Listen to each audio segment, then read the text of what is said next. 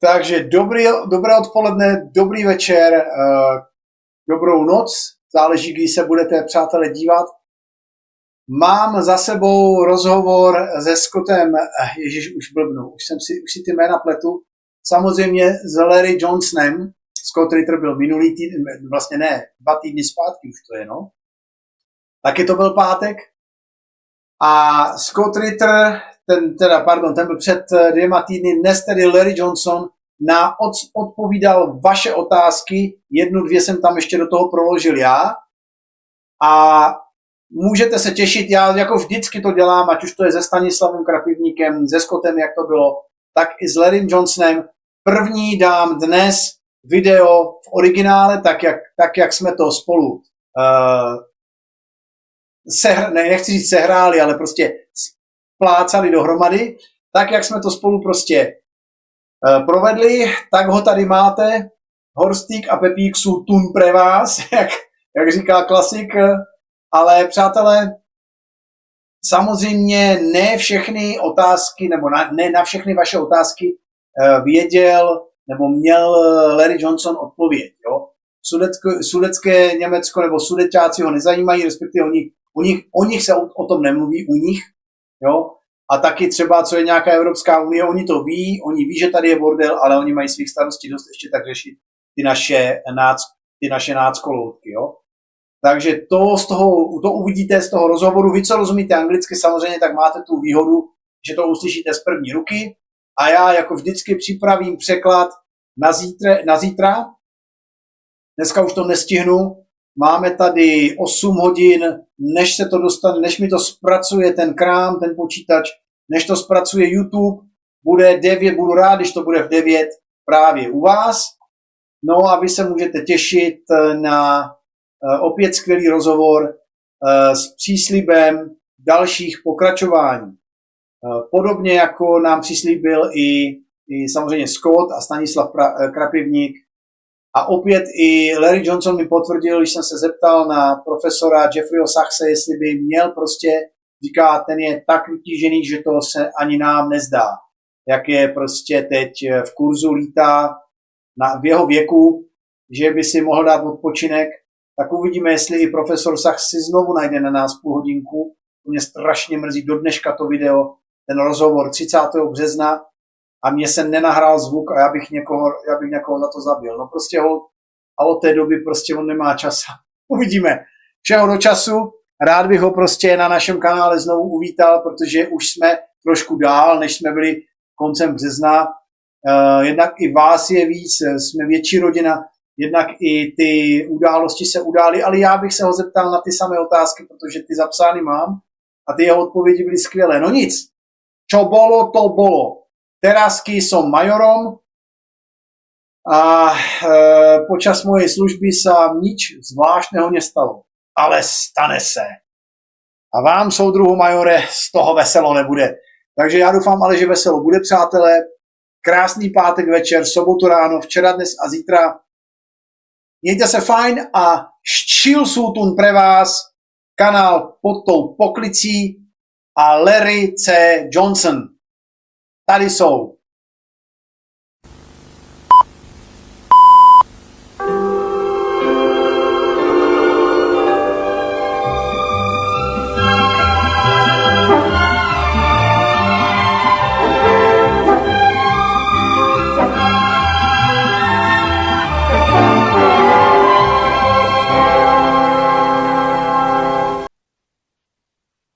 Aha. Tablejka tam není vidět. Hi. Hello.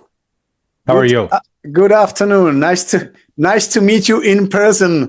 Yes, yeah. Nice to meet you, Mr. Johnson. How can I call you, Mr. Johnson, or Larry? Whatever. Just don't call me late for dinner. No, definitely. That's that would be not even possible, I guess, from here. Okay, so ladies and gentlemen, welcome back to our little Czechoslovakian channel, Pod Pokličkou, under the lid or under the cover, whatever it's in English. I have no idea how to transfer this into proper English. But anyway, and guess who's here today with us? The person who doesn't need no introduction whatsoever. It's the worldwide phenomenon. And we, even here in Central Europe, you're such a well-known person that everybody knows who you are. So like a celebrity. And I hope that's a good thing. Yeah, definitely it is. With it's like all of you guys, it's like this team from the United States playing the world champion, this like top league. In your information, in your what you do with together with Scott Ritter and Douglas McGregor, for example, right, and Colonel Wilkinson, and all these people. I could be mentioning them all day long, but we don't have that much time. So let's get down to our viewers' question, if you don't like, if you don't mind. Sorry. Yeah, no, that's always interested in what folks are thinking. Yeah, thank you very much for that shirt. It's typical when every time I watch you and with Nima or Judge Napolitano, you always have your shirts, and that's nice. I brought my Czechoslovakian t-shirt, but it won't be seen because the Zoom just zooms in and not out. So yeah. You'll be seeing not me, but you're more important than I am. So. Oh no, Okay. I don't know about that, but I admit to subverting Nima. Cursing him into wearing, and he's stepped up his game. He's got some great shirts. We blame it on his wife. Of course. Who else? Yeah. Who else to blame, right? Yeah. So let's get down to business. Questions for Larry C. Johnson from our Czechoslovakian viewers. I still call our two countries Czechoslovakia. I was born in Czechoslovakia, so if that's okay. Let me tell you a quick story. So I was teaching, and this was back in the early 2000, maybe late 1999. So it was just the United States government. We provided an anti-terrorism assistance training course to Czechoslovakia, but it was in the process of the Czech Republic and the Slovak Republic finding their own way. And so at the end, when we presented the certificate, the representative of the Czech Republic was on this side, the representative of the Slovak Republic was on this side, and they both grabbed for their certificate and went back and forth. And we realized, oh my God, we should have printed two certificates. Yes. So it was in 1992, 93. That was that period of unfortunate breakup. But I guess that was designed from above by, the divide and rule, or divide and conquer, or something. The same applied to Yugoslavia and Soviet Union, and all these countries have been split up.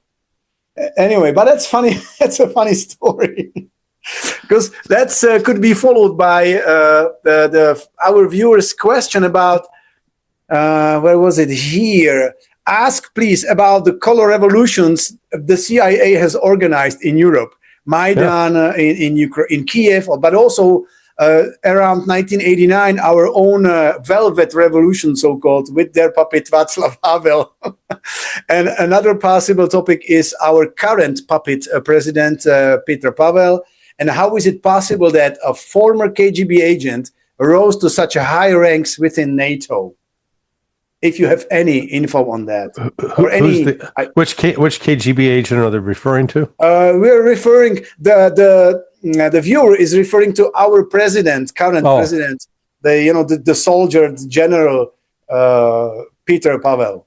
But they consider him a KGB. Yeah, people consider him that KGB has a file on him, as because he was also already involved before 1989. Well, it's one thing to have a file, but was he considered an asset, somebody who was working on behalf of Russia, or was he considered somebody that the Russians viewed as a threat?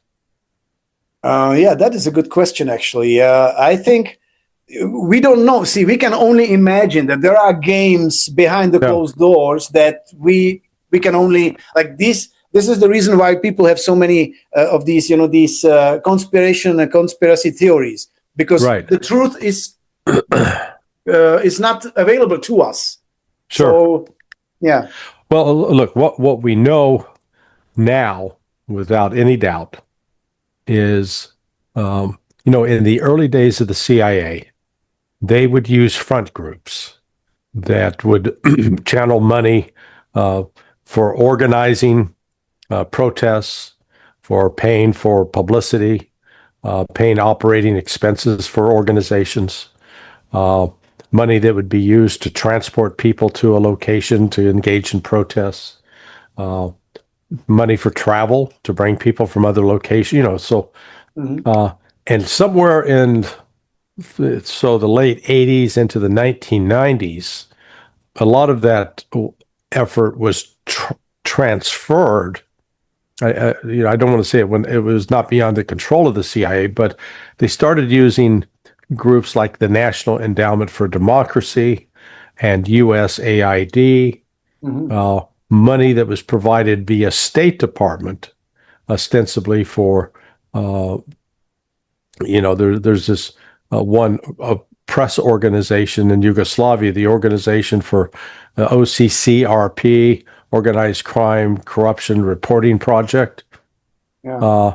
So that is, and actually I did some work for them once, training journalists in counter surveillance. But knowing what I know now, clearly they're part of a broader, I'll call it, propaganda effort to paint Russia as the ultimate adversary and evil in the region, and to at times spread disinformation, and to try to create as we now know them as these color revolutions. Yeah. They succeeded in Ukraine in 2014. They failed in Georgia. They tried and failed in Georgia. They tried and failed in Kazakhstan. And so it looks like they may have some success in Armenia, with Armenia now wanting to, quote, join the European Union. Yeah.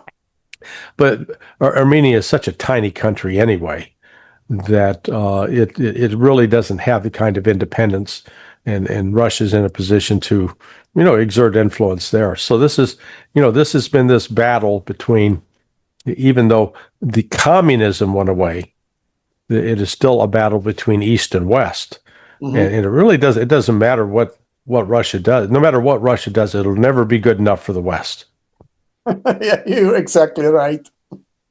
Yeah. Thank you very much for such a complex answer about this.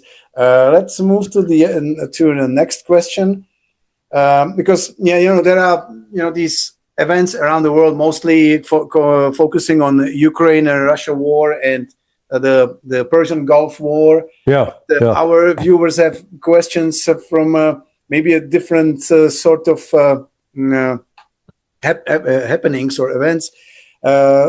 What American commentators think about the European Union?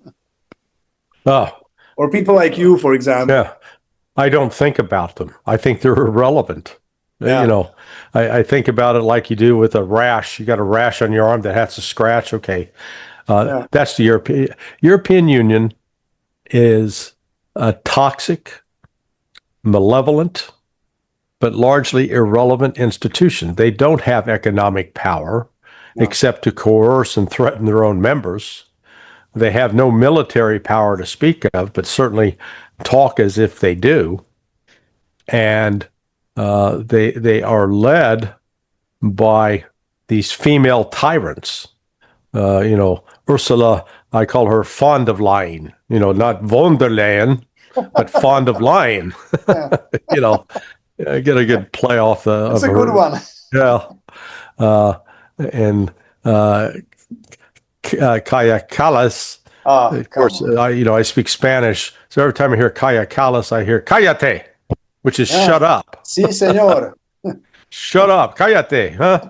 So Kaya cállate. I'll call her that. Yeah, she should shut up. Not a very again, not a very bright woman at all, and woefully ignorant of history, as she's demonstrated. So no, the EU, it was created in this aspiration that in unity there would be strength, but instead it's a false unity. It is it basically is one to subject and bully other European members. So that's what I see as its real shortcoming. Yeah, true. So let's go to another question. How do Donald Trump supporters in the U.S. view his military escapades abroad, particularly in Iran, from our Czechoslovakian media, which are not fond of him at all? Yeah. We learned that his popularity and approval ratings are plummeting. Yes. How does our surprising guest Larry, of course, see this, or rather, what is the reality of the situation? He is surrounded by sycophants that keep telling him, "Oh, Mr. President, you are so popular. People love you. Your policies are great. This couldn't be better." And so he believes that. Now, part of it is his willingness. He's lost his ability to do critical thinking. I heard from Robert Barnes, who was he is a commentator, but he also served as Trump's lawyer about 9 years ago. And what he observed back then, he said, if Trump was going to say, "Hey, should we attack Iran?" He'd go out and ask he'd get a lot of opinions. He'd talk to everybody. He wasn't just locked into listening to one group of people. That was then. Today, it's just the opposite. Yeah. He's not asking those questions. He's listening only to those that tell him what he wants to hear. And so as a result of that, he's making some very, very bad, dangerous decisions. He has blown up his base. He created he really created, if you will, an anti-war populist coalition. People who were considered themselves Democrats, people who were independents. They were very much attracted to Donald Trump's claims that he's going to keep us out of needless foreign wars. Yeah. And promote economic development in the United States and bring back, jobs to the United States. Yeah. Since taking office, he's done the exact opposite. Yeah. And he has now the alienation he's created between public influencers that have major impact on social media. Tucker Carlson, Candace Owens, Joe Rogan, Theo Vaughn, Megyn Kelly. These are all people that have, 1 million subscribers or more. Yeah. And, they actually have in many cases, they have far more viewers than any of, Fox News or CNN or MSNBC or MS Now, I guess they call it. So Trump has really, he has destroyed his base. And that's relevant because right now his disapproval rate is on par with that of Richard Nixon. Now, you're too young to remember Richard Nixon. I'm old enough to remember Nixon. I was in high school and starting college at the time. But in 1974, Nixon was in his second term. He had won, interestingly enough, there is a parallel here. He had won his second term with an overwhelming majority, just like Donald Trump won his second term. Yeah. And then was shadowed by the Watergate affair. His popularity plummeted to the point that he was ultimately compelled to resign. And we're seeing the same thing where Nixon was plagued with Watergate, Trump is plagued with Epstein-gate, and with his obedience, his slavish conduct vis-a-vis Israel, that he is essentially an Israeli prostitute. That's all Donald Trump has become, or how he's viewed by many.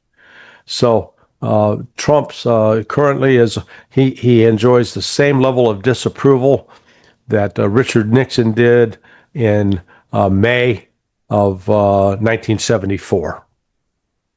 Yeah, that's true. Actually, many people here, even in Central Europe, because of our past education system, we've learned about even the history of the U.S. and the presidents and the political system and stuff. So many people still remember remember what was going on, and Richard Nixon and stuff, the famous names and famous affairs. Watergate, one of them. Anyway, let's go to another question, which maybe just follows up on that. How the people in United States, how they see the future of your country?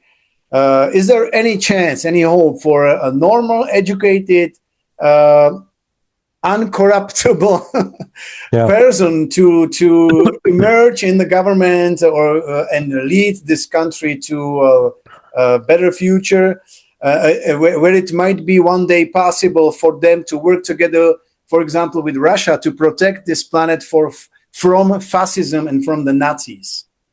Yeah, I think it's going to take some sort of catastrophe in order for that to happen, and whether it's economic or military or a combination of the two. Because right now the country is very divided, and there is though starting to emerge. I'll call it a middle ground.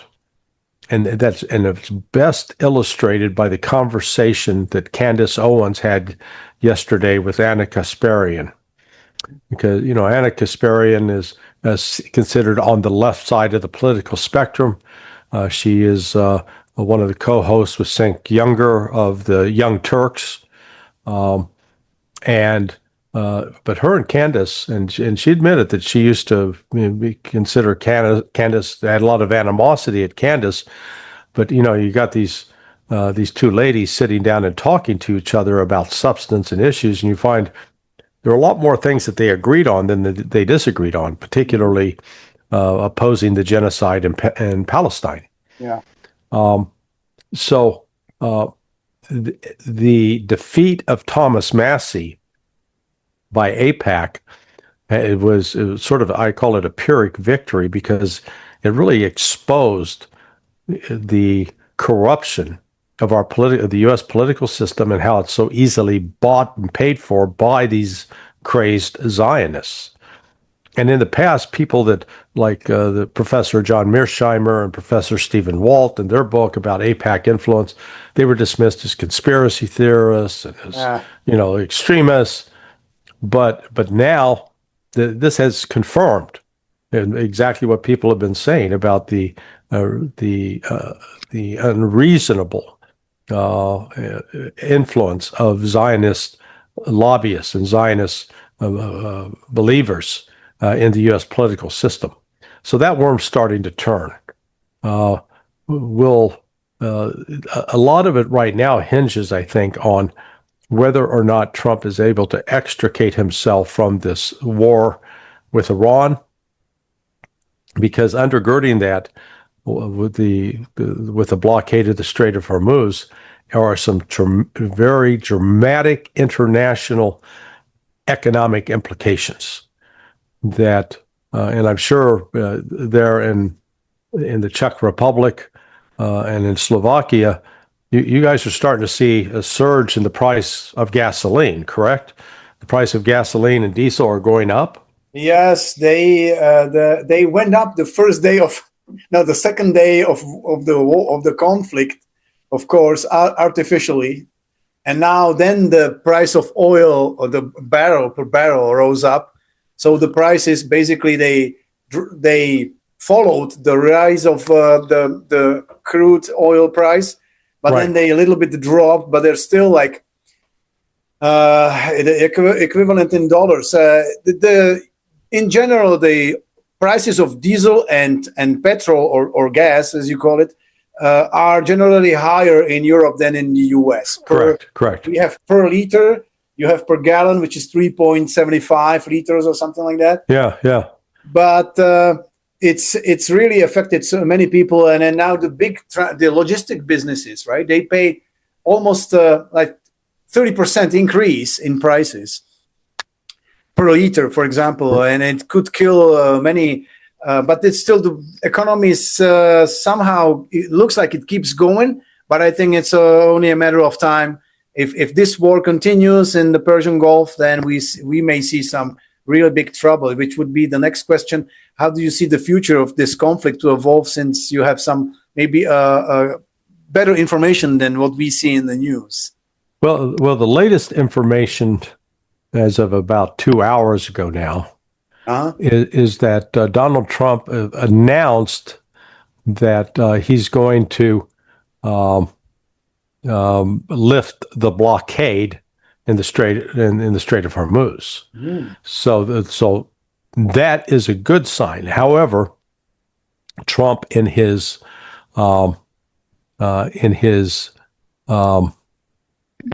Truth Social post said some other things that were just bizarre and out of touch with reality, such as that Iran was going to have to clean up all the mines, that the United States was going to go into Iran and recover all the enriched uranium. That's not going to happen. No. Iran will not allow that to happen at all. So, you know, that's crazy. But as far as cleaning up the mines, again, the U.S. Department of War, formerly Department of Defense, admitted in recent testimony to Congress it would take 6 months. And that's assuming that there was a complete ceasefire and the whole area was secure. Well, I'm not sure that that's going to happen. Trump, while announcing he was lifting the blockade, which is one of the requirements that Iran has insisted on, he still said that he was not going to unfreeze funds and he was not going to lift sanctions. Well, those are two other fundamental demands by Iran, that they're not going to make any agreement to stop the war and open the Strait of Hormuz, or without the United States accepting those two conditions. Now, with respect to, let's describe what is open and what is closed. Right now, Iran is allowing ships that pay, let's call it an environmental fee. It's really a toll, but they're playing with language here. So they call it an environmental fee. Same way that Turkey charges ships that pass through the Dardanelles there coming from the Black Sea to the Mediterranean. So I don't see Iran backing off of that. So right now, the Trump administration is meeting to consider this, and we've not had any report yet about what their decision is. They keep saying that they are near, they're near to a decision. This MOU is almost ready to be signed, except the Iranian foreign minister just announced that said negotiations are still ongoing, and a text for the MOU has not yet been finalized. So there's still language to be sorted out. So I don't think we're looking at any immediate solution, but when the solution comes, it's not going to be as positive as Trump has proclaimed it to be. Mm-hmm. Yeah. Who knows what's ahead of us then? More war. I see the same path that this thing is not over yet. Just like in the Ukraine front, we all thought that it will be over within 6 months, and it's been almost 4.5 years now. And still, by the way, speaking of the Ukraine conflict, you have any? Because we know what happened this past weekend with that attack on the school dormitory and the high school, and then the retaliation by the Russian side with all these rockets like Oreshniks and on Kiev. Do you see any positive future? Because it looks like the conflict is escalating. Yeah. And many people complain about why did not Russia do this before, like last year, 2 years ago? Get rid of the Nazis in Kiev so the war is over. So why does it take so long for them to finally get something done seriously? Well, I think the best explanation for why they didn't launch this kind of retaliation sooner is, one, in launching this kind of retaliation, it carries a high risk that you're going to kill U.S. and or European citizens. And if, in doing that, then that raises the risk of expanding the war where NATO will get directly involved. Oh, that makes sense, yeah. So Russia was looking at both its inventory of missiles and artillery and number of personnel. So it has spent the last 4 years building all of that up. It's now this year that they're in a position, I believe, where they're stronger. They're now ready to confront Europe if necessary. They prefer not to, but if Europe persists in facilitating attacks on Russian territory, Russia will hit and destroy targets in Europe, in Romania, in Poland, in France, Germany, and the UK in particular, as well as the Baltic states. So that's why. But prior to this, Russia was not willing. They didn't. I don't think they felt that they could fully handle the full weight of taking on all of NATO. Now they are there, and Sergei Lavrov, in his statements this last week, in particular in his conversation with Marco Rubio, made it very, very clear. Russia is now going to take on the European threat, and all European and U.S., all Western diplomats were advised to get the hell out of Kiev, because Russia intends to destroy key intelligence and military centers.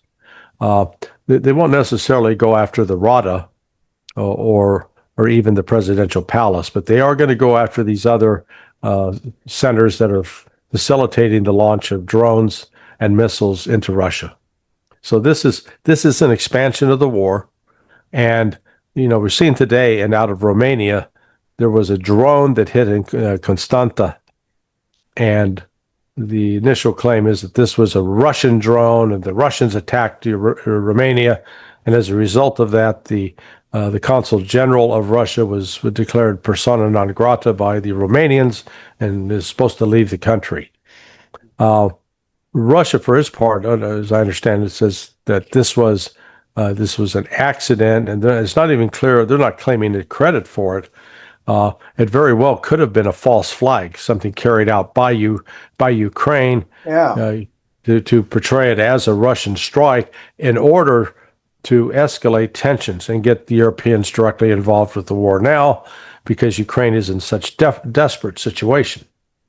I guarantee you, if Russia decides to strike Romania with missiles and drones, it's not going to be with one pissant drone hitting an apartment building. It's going to be major. It's going to be Iskander, Kinshal, or Reshnik missile strikes on solid military and intelligence targets in Romania, including wiping out the NATO base. Yeah, that is possible. Yeah, the false flag. That's what I thought.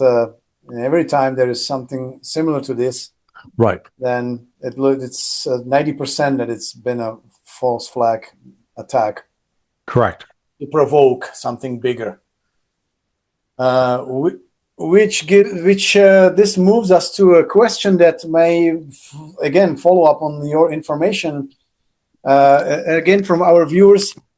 For example, in the event of a nuclear conflict between the European part of NATO and Russia, the viewer is interested to know if Larry thinks that the US will let the British fire their nuclear weapons at Russia, or if they will withhold the current access codes so the British can't fire them at America either.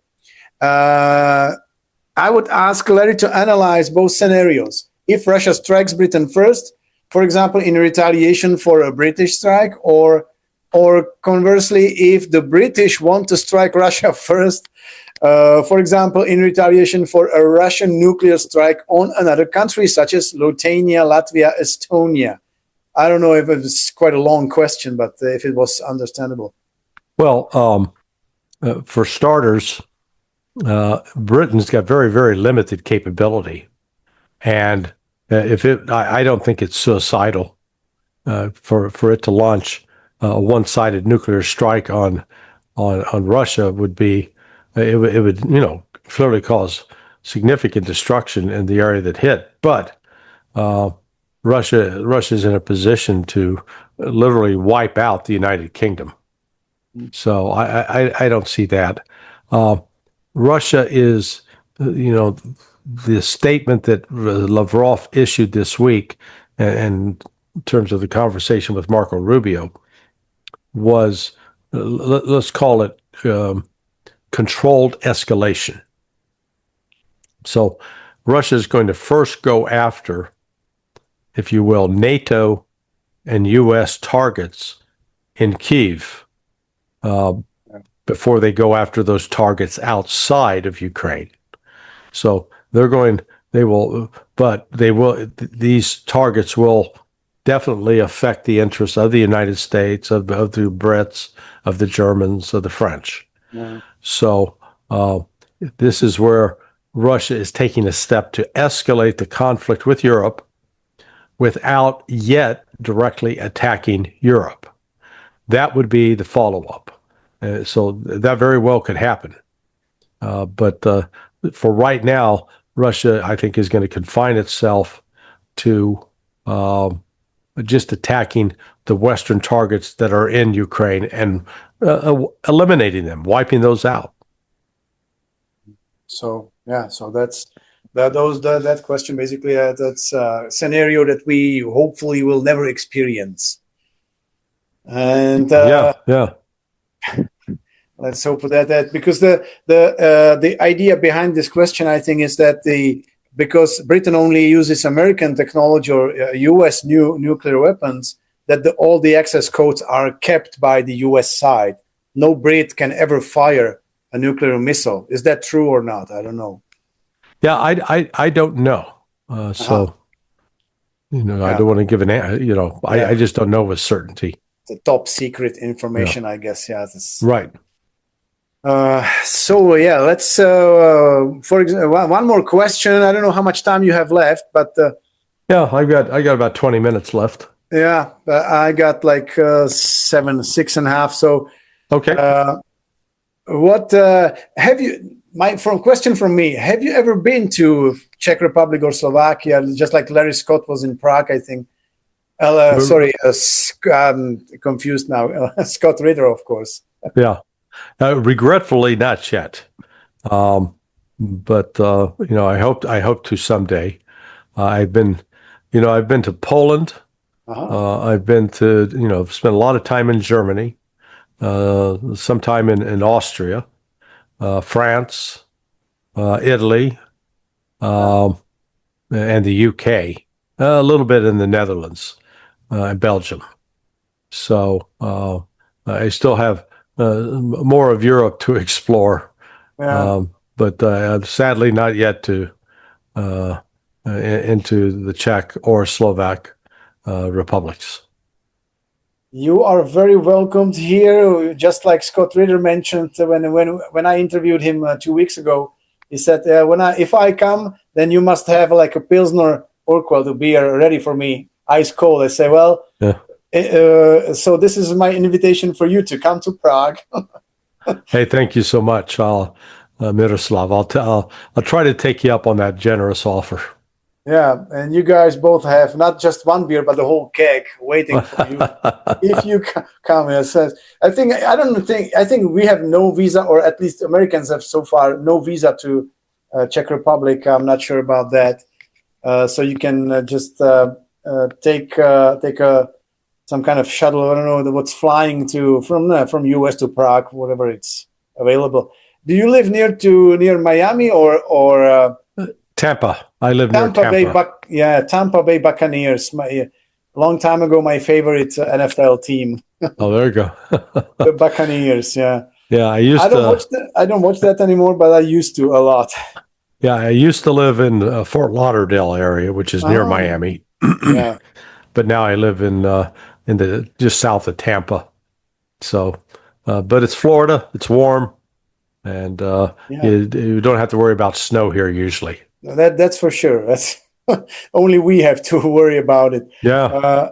Now we have in Czechos, I think in the whole Central Europe is now has been really hammered by like this Sahara type weather, which we're not used to by the end of the May.